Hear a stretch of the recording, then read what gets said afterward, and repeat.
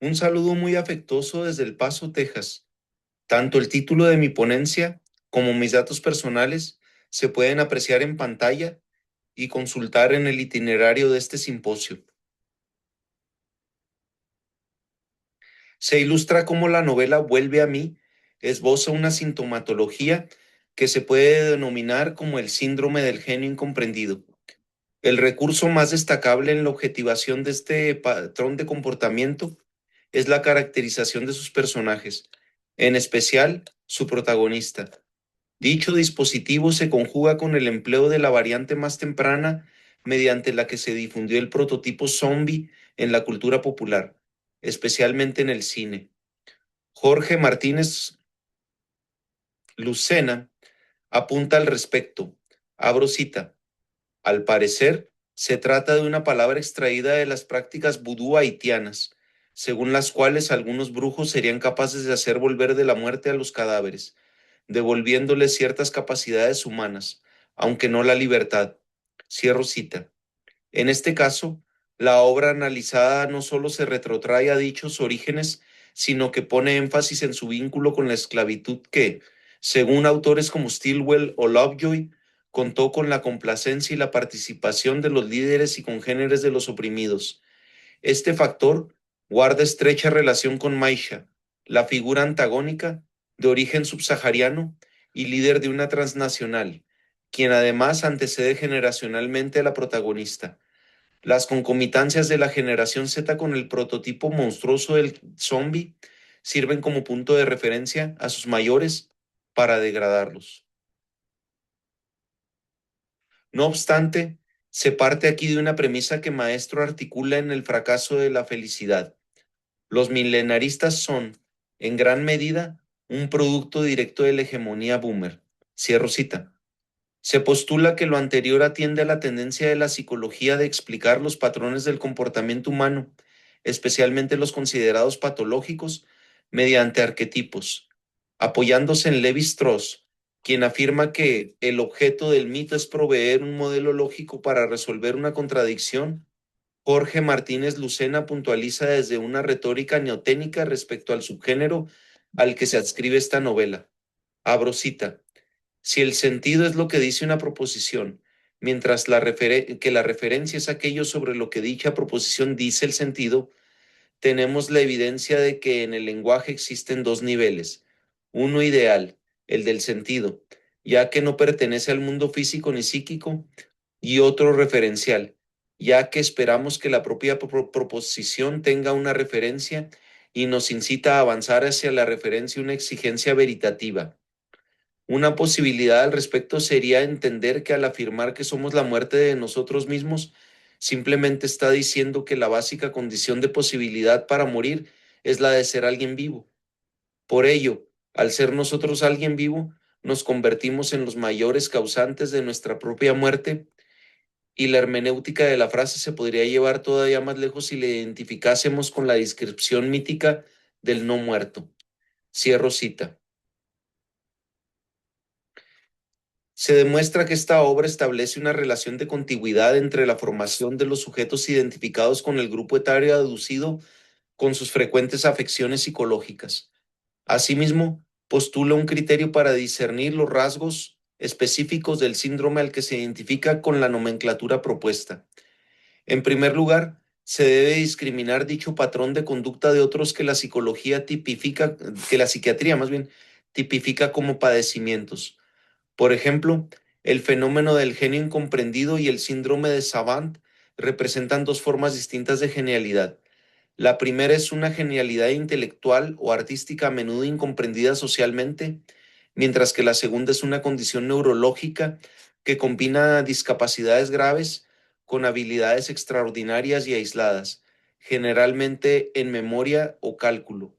El fenómeno del genio incomprendido constituye un trastorno similar a otros que, según Maestro, son endémicos de esta generación y que funge como mecanismo de defensa. Lo anterior se relaciona estrechamente con la presencia de las redes sociales en la novela y, a su vez, la del factor narcisista que se atribuye a los milenaristas.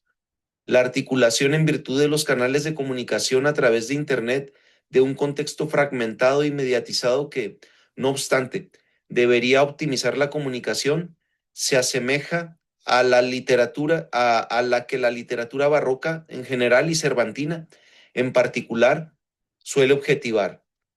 Lo anterior enfatiza su nexo crítico con el idealismo. Esta tendencia, cuya herramienta más destacable es la autoayuda y su supuesto objetivo, la felicidad, constituye el mayor distintivo de la pedagogía en la que se educa a estos jóvenes. Maestro puntualiza al respecto en el fracaso de la felicidad. Abro cita. El mal magnetiza al espectador de todas las épocas. La representación del daño al prójimo satisface, saturado de picaricacia, al espectador morboso que busca emociones fuertes, tanto en la realidad de la vida cotidiana, social y laboral, como en cualesquiera ficciones que se le ofrezcan, desde el cine y la televisión a la publicidad y las redes sociales. Internet, con todos sus contenidos, recursos y redes, se ha convertido en el más poderoso instrumento de miedo, mentira y culpa. Internet es el domador de las masas. El mundo, el planeta entero, es una jaula global. La gente no puede prescindir de Internet, dada la ansiedad que le infunde psicológicamente todo lo que ahí encuentra, desde informaciones falsas hasta emociones y responsabilidades con las que el sistema nos acusa a cada uno de nosotros de hacer o pensar cualquier cosa disidente o contraria al poder. Internet es la caja de Pandora de la globalización actual. El planeta está neurotizado por las redes sociales, Internet, el paraíso de la nueva prostitución y la pornografía sostenible, globalista y democrática, el lupanar de los puritanos.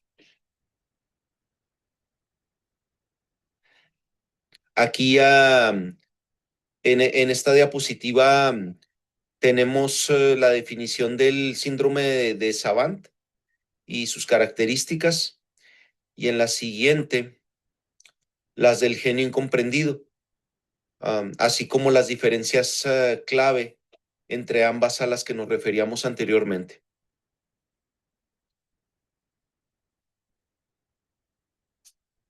Se lleva a cabo una definición del trastorno de personalidad propuesto en el título con base a las características que Maestro postula para identificar la neotenia. Con este fin, se hace hincapié en que se trata no de una enfermedad, sino una postura que asumen quienes gozan de crédito y autoridad institucional dentro de las democracias posmodernas, especialmente los líderes de opinión. Se explica por qué el trastorno del genio incomprendido forma parte de los que integran la pandemia de patologías que aquejan a las sociedades occidentales que aduce Maestro. Como se aprecia en las diapositivas anteriores, este cuadro consiste en atribuir el problema a la percepción narcisista de tener facultades extraordinarias y hasta sobrenaturales respecto a sus semejantes, cuya comprensión rebasan y se juzgan como taras. Se coteja desde la genealogía de la crítica de la razón literaria las diversas acepciones en el desarrollo del prototipo zombie. Con este propósito, se atiende a que la variante por la que opta Trigos es la del que está bajo el control de un amo, desde los criterios que definen la literatura sofisticada según la crítica de la razón literaria, se establecen correspondencias entre esta aflicción y los elementos más sobresalientes de la fábula. Tales son los rasgos distintivos de la figura monstruosa y las elecciones de los protagonistas, respectivamente.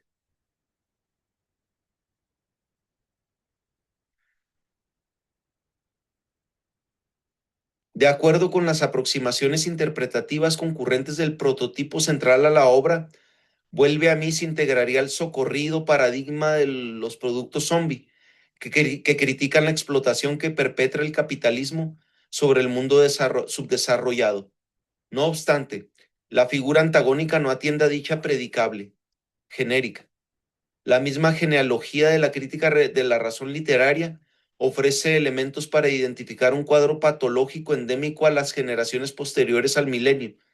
Se trata de una secuela de la neotenia en diversos ámbitos de la vida en sociedad, que no constituye tanto un trastorno como una actitud derivada del poder que atiende a cuestionables propósitos. Dicho trastorno, que en esencia constituye un mecanismo de defensa, lleva a quien lo sufre a culpar de la precariedad de sus condiciones de vida, a la incomprensión de su genialidad por parte de sus congéneres, especialmente sus progenitores y superiores o figuras de autoridad. La causa de su desgracia no es una incapacidad objetiva, sino las que perciben como cualidades extraordinarias respecto a las de quienes gozan de mayor jerarquía. Atendiendo al vínculo entre los aquejados de este síndrome y la criatura que inserta la obra en su especie, no solo los migrantes o los desamparados, sino también los ciudadanos más jóvenes corren un grave riesgo. Este consiste en el de convertirse en sujetos desarraigados e imposibilitados para forjarse un patrimonio no solo para sí mismos, sino incapaces siquiera de garantizar la perpetuidad de la humanidad.